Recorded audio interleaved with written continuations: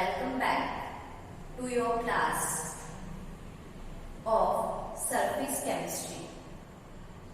In last class, we discussed terminology related to the surface chemistry, like what is adsorption, absorption, desorption, sorption, activated center, active center, surface, interface.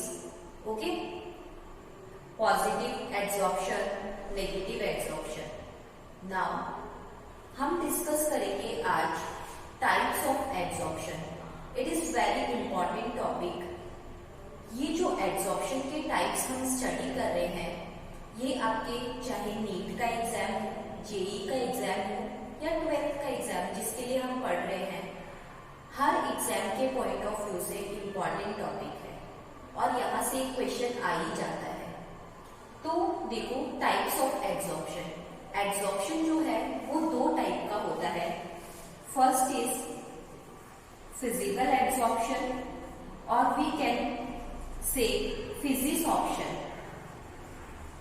और we can say van der Waals adsorption. Okay, van der Waal adsorption बोल दो, फिजिसॉर्प्शन बोल दो और physical adsorption बोल दो, एक ही बात है। सेकेंड इज केमिकल एड्सॉर्प्शन और केमिसॉर्प्शन, और वी कैन से लैमियर एड्सॉर्प्शन।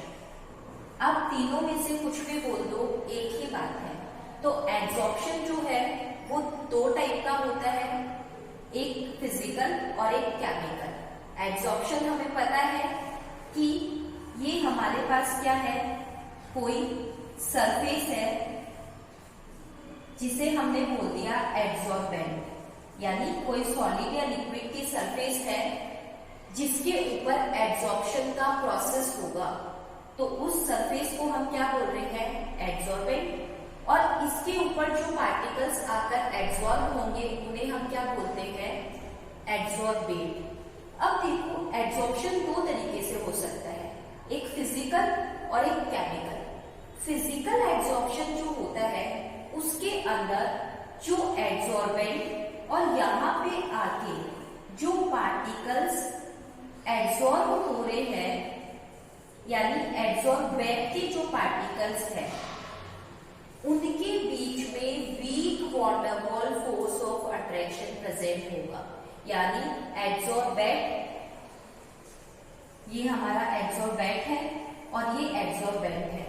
तो एड्सॉर्बेट और एड्सॉर्बेंट के बीच में जब weak van der Waal forces present है, यानी एड्सॉर्प्शन जब weak van der Waal attraction की वजह से हो रहा है या वॉन डेर वाल फोर्सेस की वजह से हो रहा है, तो वो हमारा कौन सा होता है, फिजिकल एड्सॉर्प्शन होता है। ठीक है, लेकिन जो केमिकल एड्सॉर्प्शन है उसके अंदर एड्सॉर्बेंट और एड्सॉर्बेंट के बीच में केमिकल बॉन्ड बनता है। यानी जब एड्सॉर्बेंट और एड्सॉर्बेंट के बीच में एड्सॉर्प्शन का जो प्रोसेस है वो केमिकल बॉन्ड की वजह से हो रहा है, तो वो कैसा एड्सॉर्प्शन होता है, केमिकल एड्सॉर्प्शन होता है। अब हमें सभी को पता है कि वॉन डेर वाल फोर्सेस जो होते हैं वो वीक फोर्सेस होते हैं, और केमिकल बॉन्ड बनेगा तो ऑब्वियसली कैसा होगा, स्ट्रॉन्ग होगा। तो वॉन डेर वाल फोर्सेस जो होते हैं वो वीक होते हैं, इसकी वजह से ये जो एड्सॉर्प्शन है, फिजिकल एड्सॉर्प्शन है, वो कैसा होता है, रिवर्सिबल होता है। मींस वीक है तो इजीली क्या हो सकते हैं, ये एड्सॉर्बेंट के पार्टिकल्स बाहर जा सकते हैं। जैसे ये कोई सरफेस है, इस सरफेस पे आके एड्सॉर्बेंट जो है वो अटैच हुआ, लेकिन वीक फोर्सेस बना रखे हैं तो ये कभी भी यहाँ से हट सकते हैं। लेकिन यहाँ क्या हो रहा है, केमिकल बॉन्ड बन रहा है, और जब केमिकल बॉन्ड का फॉर्मेशन हो रहा है तो वो स्ट्रॉन्ग बॉन्ड है, यानी यहाँ से पार्टिकल जो है वो निकल नहीं सकते हैं। तो ये जो प्रोसेस होता है वो कैसा होता है, इरिवर्सिबल होता है। और फिजिकल जो होता है वो कैसा होता है, रिवर्सिबल होता है। अच्छा, एक चीज और देखना, जैसे मैं बोलूं कि यहाँ पे एड्सॉर्बेंट के पार्टिकल्स आकर एड्सॉर्ब हो ठीक है। तो किस टाइप का फिजिकल एब्जॉर्प्शन होगा या केमिकल एब्जॉर्प्शन होगा, ये हमें कैसे पता लगेगा? इसके बाद मैं बोलूं यहाँ पे एक और लेयर आ गई एड्सॉर्बेंट की, ठीक है, ये एक और लेयर आ गई एड्सॉर्बेंट की। देखो वॉन द होल फोर्स जो है वो कहीं पे भी प्रेजेंट हो सकता है, नॉन स्पेसिफिक होता है, यानी ये जो फिजिकल एब्जॉर्प्शन होता है ये किसी में कोई भेदभाव नहीं करता है, कोई पार्शियलिटी नहीं है, ये सबको अपनी सरफेस के ऊपर एब्जॉर्ब होने दे रहा है, ठीक है। तो यहाँ पे जो है एक्चुअल में कोई बॉन्ड नहीं बन रहा है, सिर्फ और सिर्फ एक तरीके का अट्रैक्शन प्रेजेंट है, और वो हर तरीके के केस के साथ हो सकता है, मतलब हर तरीके का एब्जॉर्बेंट जो है वो हर तरीके के एब्जॉर्बेंट के साथ अट्रैक्ट हो सकता है, ठीक है। लेकिन केमिकल के अंदर क्या हो रहा है, बॉन्डिंग हो रही है, और बॉन्डिंग होने के लिए क्या जरूरी है कि ये जो एब्जॉर्बेंट है और एब्जॉर्बेंट है ये एक दूसरे के पास पास आए, एक्चुअल में एक दूसरे के कांटेक्ट में आए। आपने ऑर्बिटल ओवरलैपिंग इन सब का कंसेप्ट पढ़ा है 11th क्लास के अंदर, तो अच्छे से पता है। इसका मतलब क्या हुआ कि अगर फिजिकल एब्जॉर्प्शन हो रहा है तो मैं बोलूं ये हमारी एब्जॉर्बेंट की लेयर और ये हमारी एब्जॉर्बेंट्स की लेयर, ये एब्जॉर्बेंट की लेयर्स, ठीक है। तो ये जो फर्स्ट लेयर है ये इसके साथ क्या हो सकती है, फिजिकल एब्जॉर्प्शन में हो सकती है। सेकंड लेयर भी इसके साथ क्या हो सकती है, फिजिकल एब्जॉर्प्शन में हो सकती है, क्योंकि अट्रैक्शन के लिए कोई कांटेक्ट जरूरी नहीं है, ठीक है। लेकिन अगर मैं केमिकल एब्जॉर्प्शन की बात करूं तो एक्चुअल में क्या होना चाहिए, अट्रैक्शन होना चाहिए। तो क्या ये हो सकता है कि इन दोनों लेयर्स के बीच में, इस ऊपर वाली लेयर और इस एब्जॉर्बेंट की लेयर के बीच में केमिकल एब्जॉर्प्शन हो जाए? ये दोनों तो कांटेक्ट भी नहीं है ना, तो यहाँ पे केमिकल एब्जॉर्प्शन होना पॉसिबल ही नहीं है। केमिकल एब्जॉर्प्शन होने के लिए नेसेसरी कंडीशन क्या है, केमिकल बॉन्ड बनना चाहिए, और केमिकल बॉन्ड बनने के लिए दोनों लेयर्स को क्या आना पड़ेगा, कांटेक्ट में आना पड़ेगा। यानी केमिकल बॉन्ड तो सिर्फ यही बन सकता है सिंगल लेयर के बीच में, यानी एब्जॉर्बेंट की एक लेयर जो इस एब्जॉर्बेंट के कांटेक्ट में है, उन दोनों के बीच ही क्या बन सकता है, केमिकल बॉन्ड बन सकता है, केमिकल एब्जॉर्प्शन हो सकता है। तो आपका जो फिजिकल एब्जॉर्प्शन है वो तो क्या हो सकता है, मल्टी लेयर हो सकता है, लेकिन केमिकल एब्जॉर्प्शन जो है वो हमेशा क्या होगा, सिंगल लेयर ही होगा, क्योंकि यहाँ पे कांटेक्ट में रहना जरूरी है, और फिजिकल के लिए कोई कांटेक्ट होना जरूरी नहीं है। यहाँ पे भी ये और लेयर आ गई, तो यहाँ पे भी हमारे पास क्या हो सकता है, फिजिकल एब्जॉर्प्शन हो सकता है, चाहे ये इसके डायरेक्ट कांटेक्ट में ना हो तो भी, ठीक है। तो हमने क्या देखा कि फिजिकल एब्जॉर्प्शन जो होता है वो मल्टी लेयर होता है, और केमिकल एब्जॉर्प्शन जो होता है वो सिंगल लेयर्ड फिनोमिना है। तो इन सब चीजों को हमें ध्यान रखना है। अब हम बात करते हैं कि फिजिकल एब्जॉर्प्शन और केमिकल एब्जॉर्प्शन में डिफरेंसेस क्या क्या है। ये जो मैंने अभी आपको बताए थे वो ही सारे डिफरेंसेस हैं। जैसे सबसे फर्स्ट मैं बात करूं इनके बीच में डिफरेंसेस की, तो आपने सबसे फर्स्ट क्या पढ़ा कि जो केमिकल और फिजिकल एब्जॉर्प्शन है, इसमें जो फिजिकल एब्जॉर्प्शन होता है इसके अंदर कौन से फोर्सेस आते हैं, van der Waal. Van der Waal जो फोर्सेस हैं उनकी वजह से होता है, और ये किसकी वजह से होता है, केमिकल बॉन्ड बनने की वजह से होता है, ठीक है। दूसरा अगर मैं बात करूं कि von der whole forces week होते हैं, तो वीक होने की वजह से इजीली आएंगे और इजीली चले जाएंगे, यानी कैसा प्रोसेस होता है, ये रिवर्सिबल प्रोसेस होता है, और ये हमारा कैसा प्रोसेस होगा, इरिवर्सिबल प्रोसेस होगा, क्योंकि यहाँ पे स्ट्रॉन्ग बॉन्ड का फॉर्मेशन हो रहा है। नेक्स्ट थर्ड में बात करूं कि वॉन डर वाल फोर्सेस वीक है, तो हीट ऑफ एब्जॉर्प्शन भी यहाँ पे क्या होगी, लो होगी, near about 20 to 40 kilo joule per mole, और यहाँ पे स्ट्रॉन्ग फोर्सेस है, स्ट्रॉन्ग बॉन्डिंग है, तो यहाँ पे हीट ऑफ एब्जॉर्प्शन भी क्या होगी, हाई होगी, near about 82 to 40 kilo joule per mole. Okay, next मैं आपकी बात करूं डिफरेंस की, तो मैंने आपको बताया था फिजिकल एब्जॉर्प्शन किसी में कोई भेदभाव नहीं करता है, यानी ये नॉन स्पेसिफिक होता है, और ये तो क्या होगा, स्पेसिफिक होगा ही होगा, क्योंकि केमिकल बॉन्ड बनाने के लिए एड्सॉर्बेंट और एड्सॉर्बेंट के पर्टिकुलर एड्सॉर्बेंट के लिए पर्टिकुलर एड्सॉर्बेंट होना जरूरी है। कोई भी एड्सॉर्बेंट और एड्सॉर्बेंट जो है वो केमिकल बॉन्ड नहीं बना सकते हैं।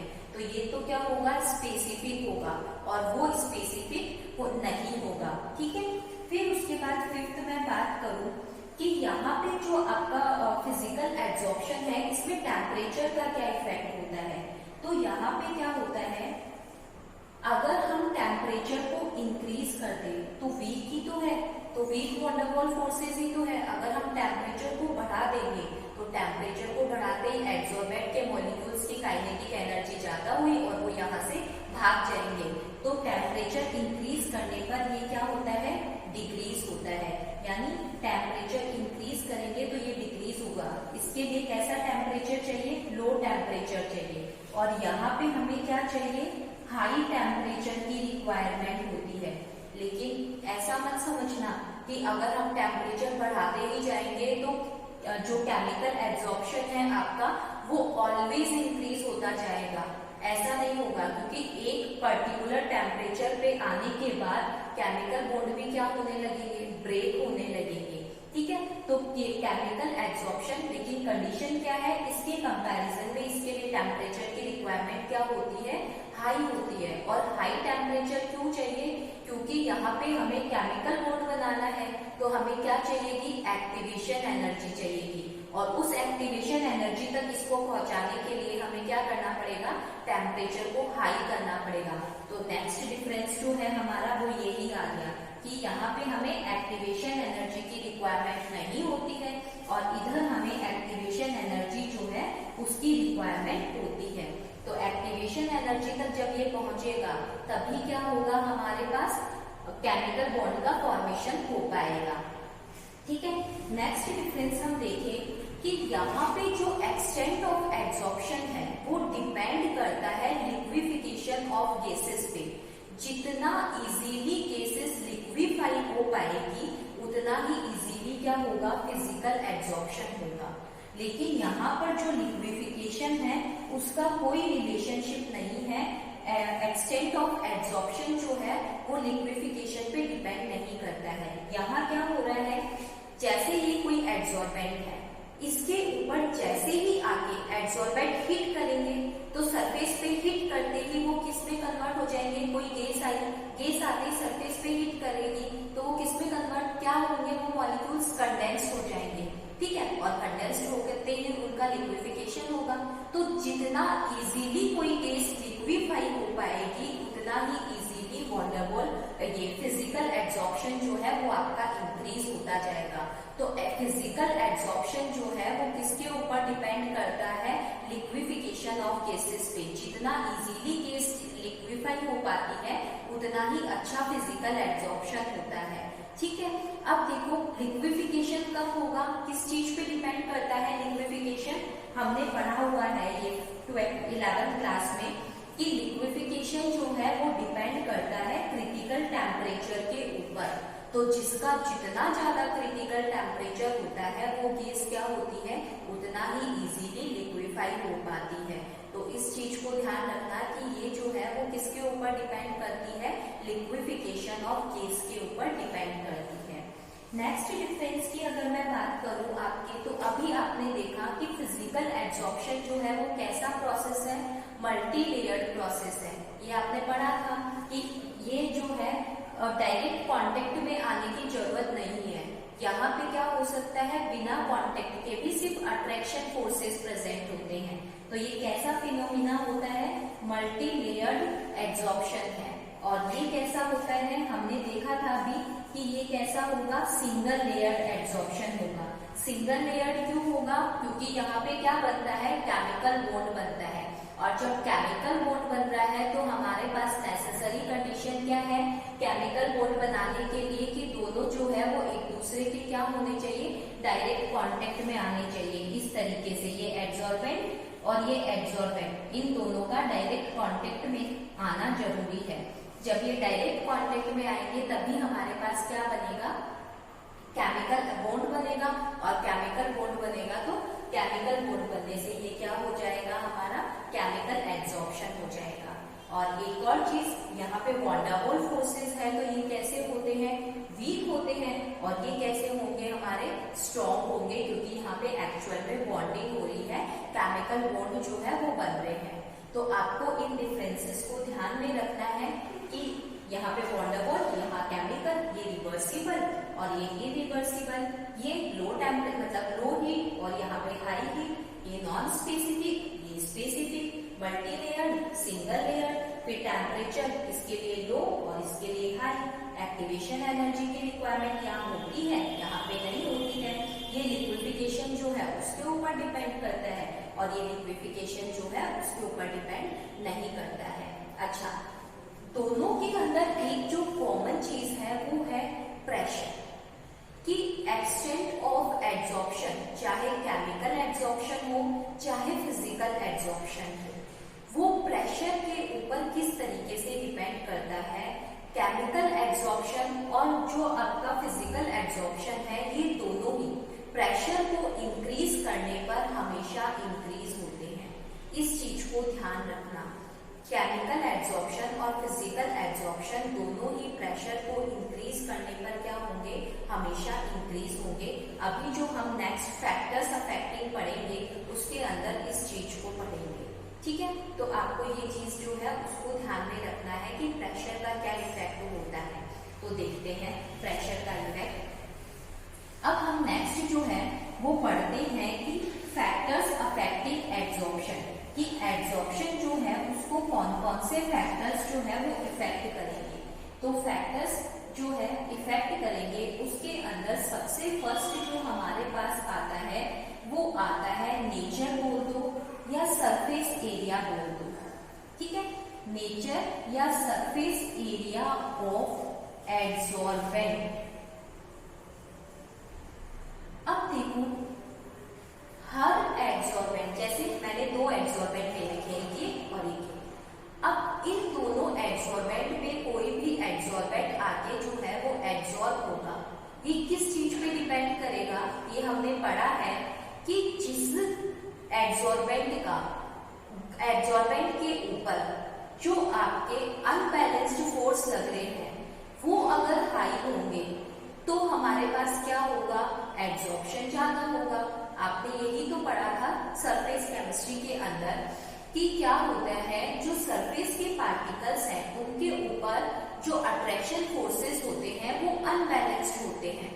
ये जो सरफेस पे पार्टिकल्स होते हैं इस तरीके से, कोई भी सरफेस पे, तो इन पे यहाँ नीचे की तरफ फोर्स लगते हैं, ऊपर तो कोई फोर्स लगाने वाला ही नहीं है, तो अनबैलेंस्ड फोर्स लगते हैं। और इस अनबैलेंस्ड फोर्स की वजह से इनकी एनर्जी क्या होती है, हाई होती है, और ये क्या होना चाहते हैं, अपनी एनर्जी को लूज करके क्या होना चाहते हैं, स्टेबल होना चाहते हैं। और ये स्टेबल कौन सी कंडीशन में होंगे, जब इनके अनबैलेंस्ड फोर्स क्या हो जाए, डिक्रीज हो जाए। तो हमने दो सरफेस ले रखी है, मान लो इस सरफेस का जो है अनबैलेंस्ड फोर्स ज्यादा है, तो अब ये क्या करना चाहेगा, अपने अनबैलेंस्ड फोर्स को कम करना चाहेगा, तो इसके ऊपर ज्यादा मॉलिक्यूल्स आके एब्जॉर्ब होंगे। तो अब यहाँ पे मॉलिक्यूल्स आके एब्जॉर्ब हो गए, तो अब ऊपर भी फोर्स लगाने वाले मिल गए, तो ये क्या हो जाएगा, स्टेबल हो जाएगा। तो जिस पर अनबैलेंस्ड फोर्स ज्यादा लग रहे हैं उसके ऊपर एब्जॉर्प्शन ज्यादा होगा, और जिसका अनबैलेंस्ड फोर्स कम है उस एब्जॉर्बेंट के ऊपर जो एब्जॉर्प्शन है वो क्या होगा, कम होगा। दूसरा फैक्टर देखना, दूसरी चीज देखना, एक तो हमारे पास क्या है, ये सॉलिड सरफेस है, ठीक है। जैसे मैं बोलूं कि हमारे पास एक पीस ऑफ वुड है, दूसरा मैंने उसको पाउडर कर दिया, ठीक है। तो पीस ऑफ वुड जो है वो सॉलिड सरफेस के फॉर्म में है और एक पाउडर के फॉर्म में है, तो एब्जॉर्प्शन का जो प्रोसेस है वो ज्यादा कहाँ होगा, जो आपने पाउडर किया है उसके ऊपर। क्यों, क्योंकि उसको पाउडर फॉर्म में करते ही उसका सरफेस एरिया इंक्रीज हो गया, वो पोरस हो गया, और पोरस होते ही उसके ऊपर एब्जॉर्प्शन का प्रोसेस क्या हो जाएगा, ज्यादा हो जाएगा। तो सबसे पहली चीज क्या देखी हमने कि एक तो अनबैलेंस्ड फोर्स और दूसरा क्या, सरफेस एरिया जितना ज्यादा उतना ही ज्यादा एब्जॉर्प्शन का प्रोसेस। सेकंड फैक्टर देखना, वो क्या है, नेचर ऑफ एब्जॉर्बेंट। अब एब्जॉर्बेंट कोई गैस हो सकती है,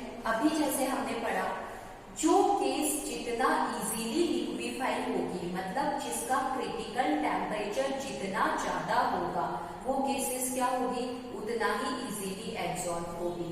जैसे मैं बोलूं आपकी CO2 हो गई, CH4 हो गई, SO2 हो गई, HCl हो गई, इन गैसेस का क्रिटिकल टेम्परेचर हाई होता है। तो हाई क्रिटिकल टेम्परेचर होने की वजह से ये गैसेस जो है वो इजीली एब्जॉर्ब हो जाती है, जबकि आपकी H2N2 इनका क्रिटिकल टेम्परेचर लो होता है। तो लो क्रिटिकल टेम्परेचर होने की वजह से इनका लिक्विफिकेशन इजीली नहीं हो पाता, तो इनका एब्जॉर्प्शन होने में भी क्या लगता है, टाइम लगता है।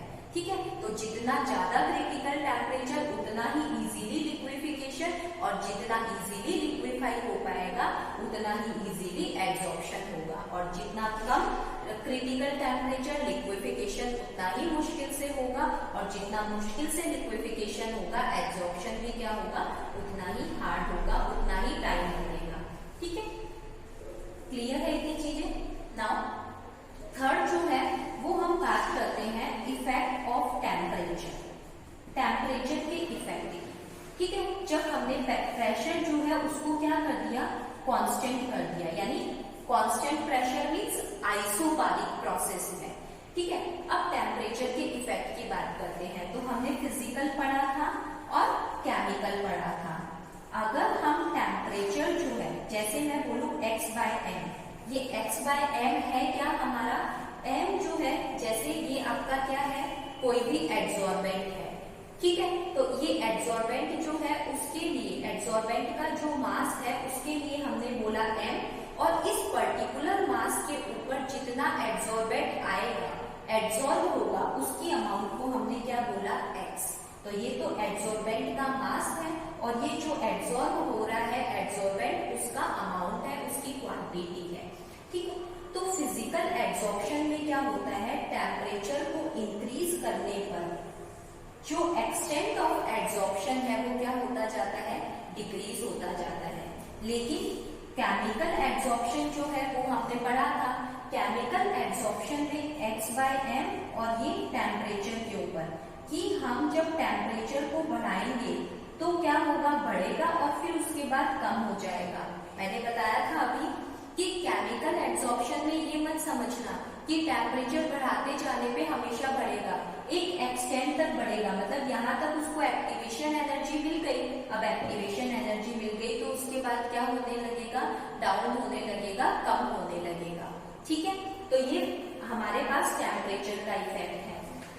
ऐसे ही हमारे पास दो फैक्टर्स और बच गए, उसमें हमारे पास जो फोर्थ फैक्टर आता है आपका, वो फोर्थ फैक्टर कौन सा है, इफेक्ट ऑफ प्रेशर, कि प्रेशर का इफेक्ट। लेकिन हमने टेम्परेचर को क्या कर रखा है, कांस्टेंट टेम्परेचर कर रखा है। ठीक है, जब टेम्परेचर कांस्टेंट होता है तो हम उसको क्या बोलते हैं, आइसोथर्मल बोलते हैं, पढ़ा है हमने थर्मोडायनेमिक्स में। तो कांस्टेंट टेम्परेचर पे हम प्रेशर का इफेक्ट देखते हैं। तो मैंने बताया था कि जो एब्जॉर्प्शन का एक्सटेंट है, एक्सटेंट ऑफ एब्जॉर्प्शन यही है हमारे पास, x/m को ही हम क्या बोलते हैं, एक्सटेंट ऑफ एब्जॉर्प्शन, और ये हम प्रेशर के बीच में ग्राफ खींचते हैं। तो प्रेशर बढ़ाने पर कॉन्टिन्यूअसली जो एब्जॉर्प्शन है वो इंक्रीज होता है, लेकिन एक जो टाइम है इस पॉइंट के ऊपर आके एब्जॉर्प्शन जो है वो रुक जाता है, स्टेबल हो जाता है, या ये बोल दो इसके बाद में डिक्रीज होने लगेगा। क्यों, यहाँ पे ये कौन सा प्रेशर है, PS, सैचुरेटेड प्रेशर है, और इस सैचुरेटेड प्रेशर पे आपकी जो एब्जॉर्प्शन की रेट है वो इक्वल हो जाती है डिसॉर्प्शन की रेट की। एड्सॉर्प्शन में तो क्या होगा, एड्सॉर्बेंट के मॉलिक्यूल आएंगे और डिसॉर्प्शन में वो मॉलिक्यूल्स चले जाएंगे।